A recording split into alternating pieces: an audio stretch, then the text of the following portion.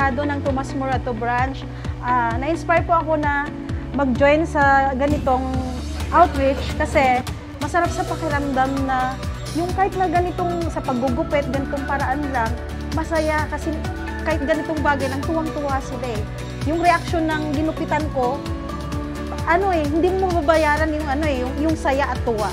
Hey, ako pala si Marky Sagunde, galing ng Bruno's Trinoma branch at naimbitahan niya ako dito sa mag-volunteer ng free haircut. Talaga ako nagdalawang isip na sumama nung maimbitahan tayo dahil isa nga yun sa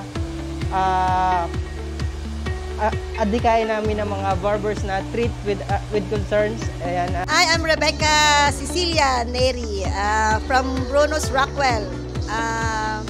Nandito po ako ngayon, nag-voluntary ako sa itong event dahil gusto kong makatulong at makilala ang ating kumpanya. Ako po si Mary Rose Bachol Sotero from Aura.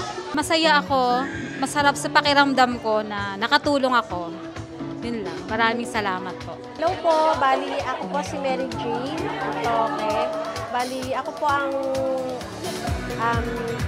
mother ng isang cancer warrior po.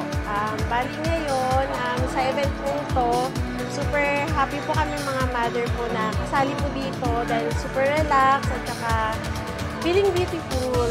Yan po. Thank you!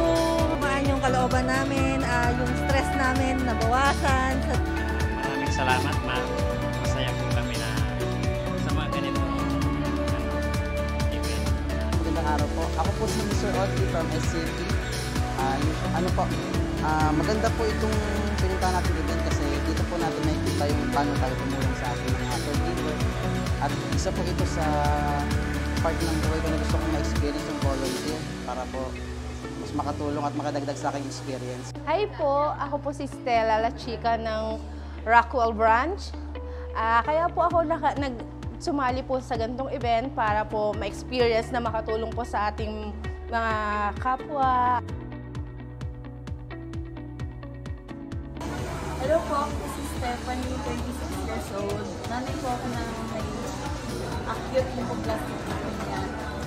Thank you po sa pag-kulot niyo sa this plaque of appreciation to Bruno's Barbers for being the Honduras partner and trade for carers of wellness day for caregivers of children with cancer.